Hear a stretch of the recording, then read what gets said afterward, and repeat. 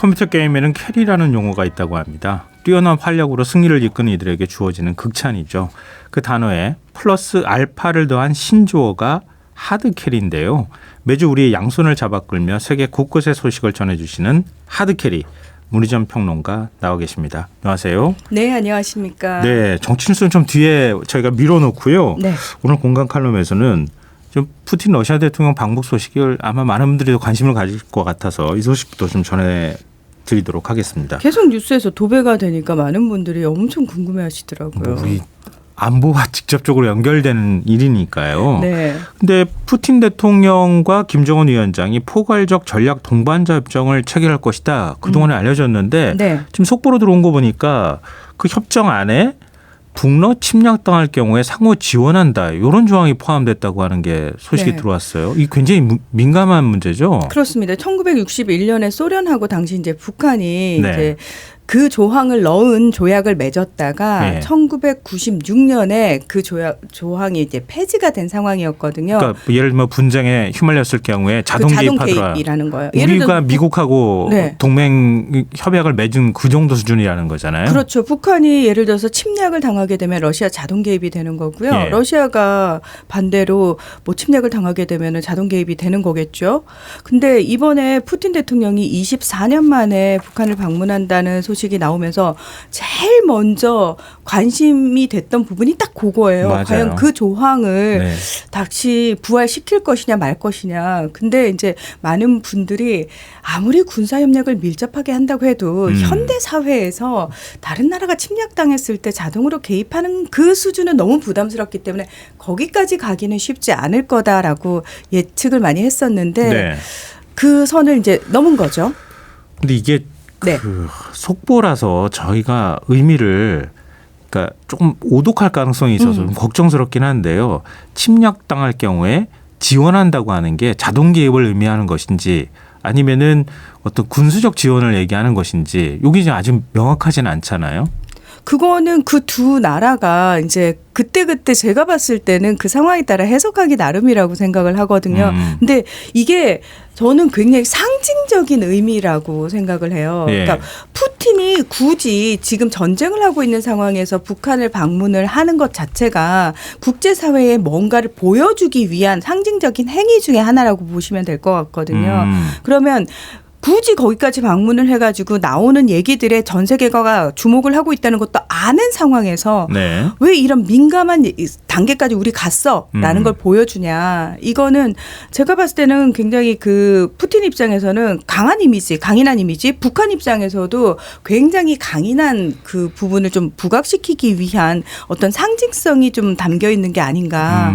그러니까 중국하고 북한이 그동안은 굉장히 가까웠잖아요. 그러게요. 그리고 북한에 대해서 중국이 굉장히 많은 영향력을 가지고 있었고 그게 대미 외교에 있어서 중국에서는 굉장한 외교적 지렛대였단 말이죠. 예. 자, 그 상황에서 이제 많은 서방 국가들에 봤을 때 북한을 컨트롤할 수 있는 나라는 중국이고 뭐 이런 식의 그리고 중국을 반드시 통하면 뭔가는 그래도 될 수 있고 이런 이미지였다면 지금 상황에서 북한 입장에서는 너무 그렇게 우리가 중국에만 휘둘리는 나라 아니야라는 걸 좀 보여주고 싶은 마음이 있는데 마침 그때 러시아가 재래식 무기가 너무나 필요한 상황이 생겼고 네. 북한 입장에서는 그동안 이제 잘 됐다 싶으니까 러시아와의 관계를 최우선 관계로 하겠다라고 얘기까지 했거든요. 네. 이건 무슨 얘기냐면 북한 입장에서도 이제 보여줄 게 있는 거예요. 우리는 마냥 중국한테 휘둘리는 나라 아니에요? 라는 걸 보여주기 위한 거고 서방 국가 입장에서는 지금 이제 더 까다로워진 거죠. 상황 자체가 까다로워졌다고 보시면 돼요. 예전에는 그냥 중국만 쿡쿡 찔러가지고 야 북한님 어떻게 설득해봐가 됐다면 네. 지금은 이 중국만으로 안 되는데 이제 러시아도 북한하고 저렇게 밀착해 있으면은 서방 입장에서 북한을 움직이기 위해서 상대해야 되는 강대국이 하나가 더 늘어난 거예요. 그렇죠. 그럼 북한 입장에서는 훨씬 운신의 폭이 넓어졌다라고 볼 수 있는 거죠. 그리고 실질적으로 저는 사실 이런 자동 개입 조항이라는 게 네. 사실 우리가 왜 민주주의 이념을 같이 공유하는 국가들이 먼저 다른 나라를 침략하는 경우가 거의 없잖아요. 예. 그래서 저는 그것 자체가 굉장히 북한과 러시아가 실질적으로 뭔가를 하겠다라는 의미보다는 그냥 어차피 침략 당하지 않을 걸 아니까 조금 더 강하게 넣는 것도 있고요. 또 하나가 지금 사실 그 북한과 우리 한국과의 관계가 굉장히 경색이 되면서 이거 국지전 터지는 거 아니야라는 얘기까지 나오고 있는 과정에서 미국하고 유엔 사령부 쪽에서 우리 측에 조금 자제를 요청을 하고 있는 상황이잖아요. 네네. 자, 저는 이게 또 한국 측을 억제하는 영향도 미칠 수 있다라고 생각을 합니다. 좀 긍정적으로 보자면 러시아가 북한을 또 억제시키는 그런 그렇죠. 효과를 또 발휘할 가능성도 없지는 않아 보이는데 일단 동맹 수준의 뭐 명칭 자체는 포괄적 전략 동반자협정. 네. 찾아보니까 우리나라가 호주랑 맺은 정도 수준이더라고요. 그 정도인데. 근데 지금 자동기 문제가 만약에 들어가게 된다고 하면 거의 동맹에 준하는 그렇죠. 전략 동반자 협정이다. 이렇게 평가할 수도 있을 것 같아요. 근데 지금 중국은 어떤 역할을 할 것인가 이 부분인데 우리가 마침 또 한중 외교 안보 대화를 하고 있는 중이잖아요. 네. 그 사이에 지금 중국이 몰랐을 리가 없는 거잖아요. 중국이 사실은 푸틴 알죠. 방북을 왜 몰랐겠어요. 아유, 다 알죠. 다 근데 알고. 날짜를 이렇게 공교롭게 잡아놨느냐. 네. 이건 우리가 또 오히려 보면 역으로 중국을 지렛대로 이용할 수 있는 여지가 생기는 거 아닙니까? 그러니까 저는 이걸 잘 이용해야 된다고 생각해요. 말씀하신 것처럼 사실 예. 중국 입장에서는 지금 이 부분과 관련해 가지고 공식적인 아니 그거는 북한하고 러시아 사이의 문제야. 우리가 공식적으로 밝힐 입장이 없어가 중국 정부의 공식 입장이었거든요. 네.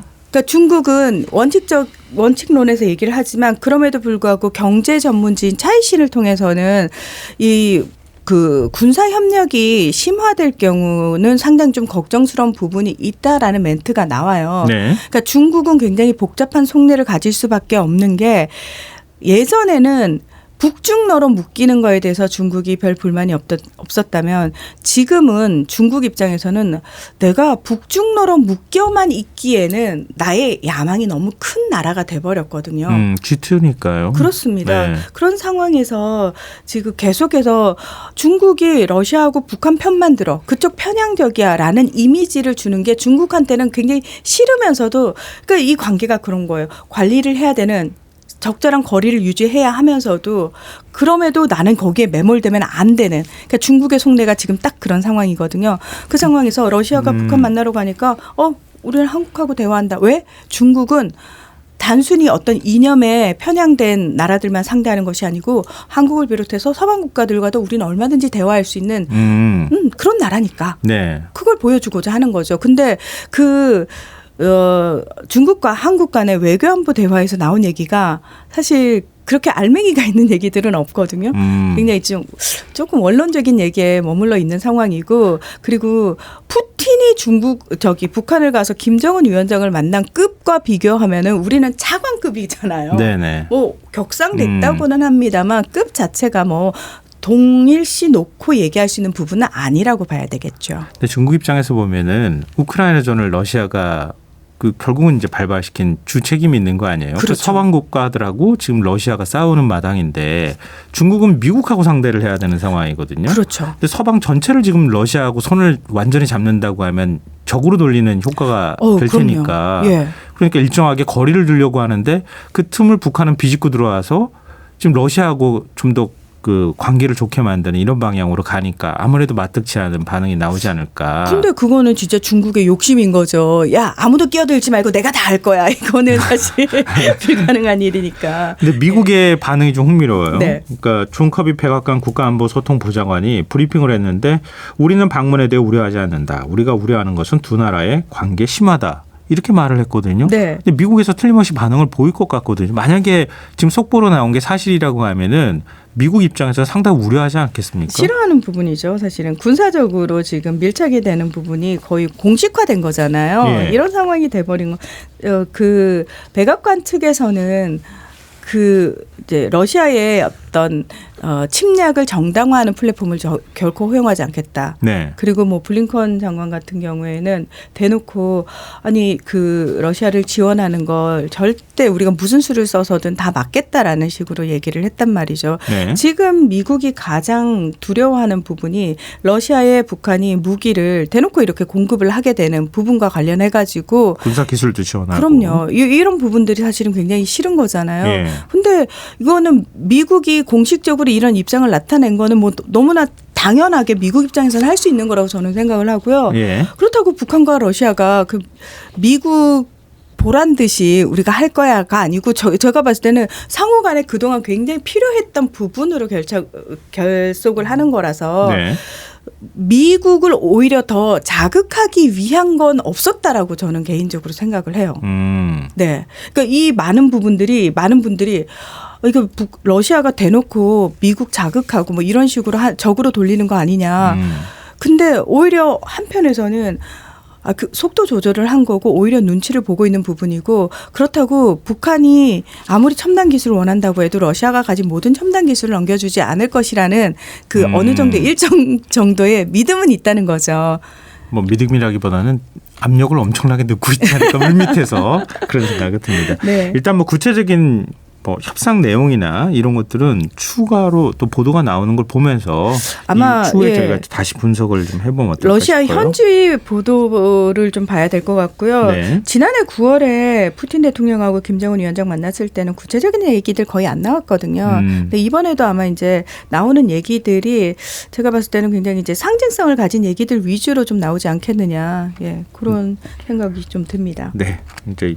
뭐 어찌됐든 간에 보도는 하지 않겠습니까? 러시아 매체가 보도할 거고 네. 북한 매체들도 뭐 하루 이틀 내는 뭐 이 회담 성과에 대해서 보도하지 않겠습니까? 네네. 그 다음에 좀 더 자세히 분석해 보도록 하고요. 자, 이스라엘로 우리가 좀 시선을 돌려보죠.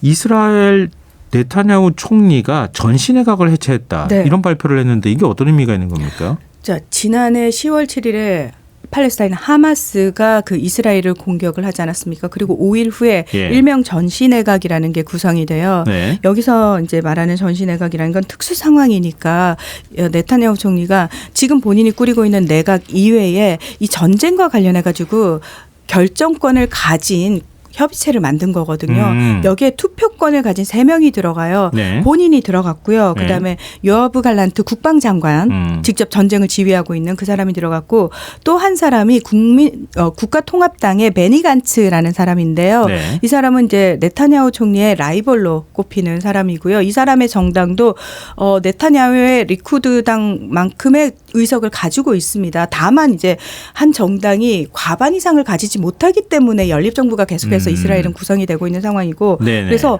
요 세 명이서 중요한 결정들을 했고 투표권을 가지지 않은 나머지 3명의 옵저버가 있습니다. 그래서 그 6명을 전시 내각이라고 했는데 자 지난 9일에 베니 간츠 대표가 아니 도대체 네타냐후가 전혀 우리랑 협의라는 걸 하지 않는다. 이렇게 독단적으로 결정할 거면 전시내각이 뭐가 필요했냐. 지금 이스라엘 내부에서는 당장 인질 석방부터 해야 된다라는 얘기를 하고 있는데 왜 어떤 것도 듣질 않느냐 이러면서 네. 난 여기서 나가겠다라고 얘기를 하니까 그러고 나서 16일에 그러니까 일주일 만에 네타냐후 총리가 그럼 전시 내각 해체를 선언을 한 거예요. 예. 자, 이건 무슨 의미냐면은 원래 베니 간츠가 사임을 하고 나니까 그 자리를 노리던 사람이 있었어요. 예. 그 일명 굉장히 극우 정치인으로 꼽히는 장관이 내가 그 자리에 들어가겠다. 거기 나 넣어줘라고 하니까 사실 그 사람을 넣어버리게 되면은 이 전쟁이 어떻게 가겠습니까? 네타냐후도 사실은 그 사람한테 끌려다니고 있는 상황이에요. 왜냐하면 연립정부를 그 사람이 깰 거야? 너 우리 말 안 들으면 자꾸 깰 거야라는 식으로 협박을 하기 때문에 본인이 그렇게 되면 총리 자리를 잃는 거거든요. 네. 그게 싫으니까. 근데 그 사람을 전시내각에까지 넣어버리게 되면 그건 좀 부담스러우니까 그냥 아예 전시내각 자체를 해체시켜 버리는 거예요. 예. 자, 그러면 이제까지 그 전시내각에서 했던 결정을 누가 하게 되느냐. 예. 거의 네타냐후가 총리로서 혼자 결정할 가능성이 크다는 거죠. 또는 본인과 뜻이 맞는 사람들 위주로 결정할 가능성이 커졌다. 이렇게 보는 얘기들이 많고요. 그러다 보니까 네타냐후가 원하는 건 결국 느린 소모전이라고 얘기를 하거든요. 예. 전쟁이 끝나길 원하지 않아요. 그러니까 많은 사람들이 아니 왜 국민이 이스라엘 국민들도 전쟁 끝내야 된다라고 생각하는데 네타냐후는 전쟁을 안 끝내려고 하는 건가요? 이건 본인의 총리 자리를 유지하기 위한 목적이거든요. 그럼 뭐 지금 가자지구 공격하는 거하고는 별로 관계가 없는 관계가 거네요. 없죠. 본인의 정치적 그냥 목적을 위해서예요. 오히려 더 강경하게 나갈 가능성도 있는 당연합니다. 거고요. 휴전은 물 건너갔다. 이 얘기가 지금 그래서 나오는 거죠. 헤즈볼라 이거 마지막으로 좀 여쭤봐야 될 것 같은데 네. 헤즈볼라하고 전쟁할 것 같다고 하는 얘기 나오는데 그건 어떻게 되는 겁니까? 지금 이거 전면전 사실 레바논의 헤즈볼라도 그렇고 사실은 이스라엘도 그렇고 지금 전면전을 하나 더 전선을 하나 더 늘릴 수 있는 상황은 아니거든요. 네. 근데 지금 계속 극한 대치를 하고 있는 과정에서 긴장감이 고조되고 있는데 그 어느 쪽도 전면전을 원하진 않지만 지금 계속 긴장감을 이미 고조되면서 서로 핑퐁 그러니까 굉장히 수위 높은 공격의 말들이 오가고 있고 뭐 이스라엘 군이 전면전 계획을 승인했다. 공격을 승인했다라는 얘기가 나오고 있는데 미국이 기를 쓰고 이 전면전을 막고 있는 상황에 지금 미국 대통령 특사까지 파견이 돼 있는 상황이거든요. 네. 그래서 일단은 막으려고 하지만 혹시 모를 돌발 상황이 생길 수도 있다라는 부분을 지금 우려를 하고 있는 거죠. 네타냐후 입장에서는 전쟁이 계속되면 미국 입장에서는 지원을 안 할 수가 없을 것이고 예. 전쟁이 계속되는 한 나는 안전하다. 그 계산입니다. 뭐 국내 정치를 위해서 지금 이렇게까지 해도 되는 것인가? 그렇죠. 국제사회에서 네. 뭐 그래서 대놓고 이른바 그런 얘기를 하는 거죠. 인종 청소를 한다고 하는 네. 얘기가 나올 정도로 그렇게 많은 비난을 쏟아내고 있는데 이스라엘은 아랑곳하지 않죠. 예, 전혀 없다 이런 생각이 좀 드네요. 네. 그러고 나서 보니까 또 갑자기 푸틴 대통령과 북한의 관계도 떠오르고 말이죠. 국제 관계라는 게 참 미묘하면서도 복잡하기도 하고 그리고 앞으로 또 동북아 정세도 걱정이 되기도 하고 그러네요. 네. 오늘 건강 칼럼 공방 섹션 국제편 여기서 이렇게 마무리하겠습니다. 자, 문희정 평론가님 고맙습니다. 네, 고맙습니다.